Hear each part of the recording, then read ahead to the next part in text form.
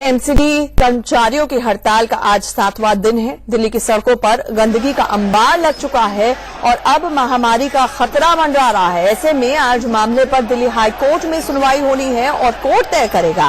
3 महीनों से एमसीडी कर्मचारियों को वेतन नहीं मिलने को लेकर हाईकोर्ट सुनवाई करने जा रहा है। दिल्ली सरकार और नगर निगम के टकराव के बीच अब कोर्ट ही तय करेगा कि दिल्ली का कूड़ा कैसे साफ होगा। दिल्ली वालों की मुसीबत और भी बढ़ चुकी है।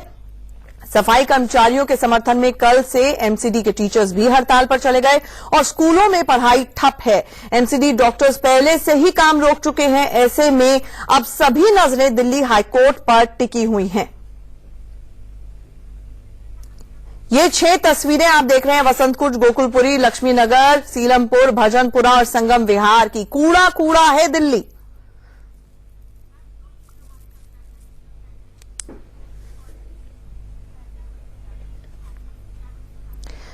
तो ना सफाई, ना पढ़ाई, ना दवाई। आपका फैंटास्टिक गवर्नेंस मॉडल एक तरफ है, दूसरी तरफ बीजेपी की राजनीति है और बीच में दिल्ली की जनता पिस रही है। हमारे साथ हमारे दोस्त सहयोगी जुड़ रहे हैं। इस वक्त गीतम जुड़ रही है हमारे साथ और साथ ही साथ विपिन चौबे जुड़ रहे हैं। गीतम, आपके पीछे तो सफाई दिख रही है लेकिन पूरी दिल्ली कूड़ा कूड़ा है। ऐसे में दिल्ली की जनता पिस रही है और सारी निगाहें हाईकोर्ट पर है कि हाईकोर्ट ही कहीं ना कहीं दिल्ली की जनता की सुनवाई करे, क्योंकि नेताओं के कानों पर तो जू नहीं देख रही।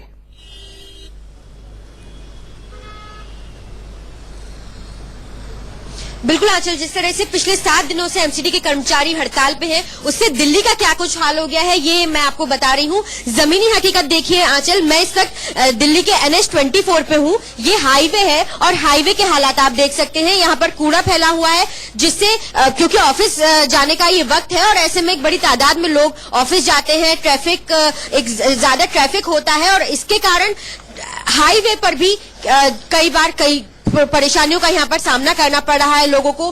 ट्रैफिक यहाँ पर आकर हैवी हो, बहुत कहीं की स्लो हो जाता है और बहुत बच के निकलना पड़ रहा है। जाहिर है ये हाईवे है तो ऐसे में कहीं ना कहीं स्पीड भी ज्यादा होती है गाड़ियों की और ऐसे में इस जगह पर ये कूड़ा कहीं ना कहीं लोगों के लिए एक बड़ी परेशानी बना हुआ है। कुछ लोग यहाँ पर मेरे साथ मौजूद है, इनसे बात करती हूँ। आप बताइए, हाईवे है ये और यहाँ पर भी इतना कूड़ा है, एमसीडी के कर्मचारी सैलरी उनको नहीं मिल रही है, इससे बहुत दिक्कत हो रही है और मैं तो ये कहूंगा कि एमसीडी वालों का साथ दिया जाए, उनकी जो मांग है वो पूरी की जाए, जिससे लोगों को दिक्कत ना हो।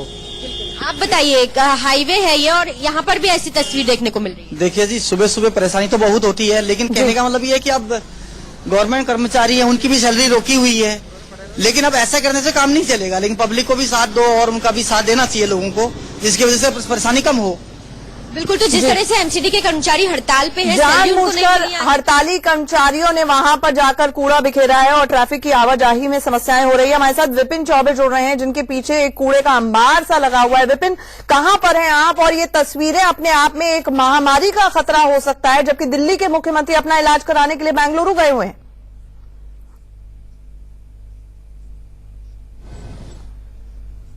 क्योंकि आप तस्वीरें देख रही हैं और इन तस्वीरों के साथ मैं आपको बताते चलता हूं कि दिल्ली में हालात कैसे हैं।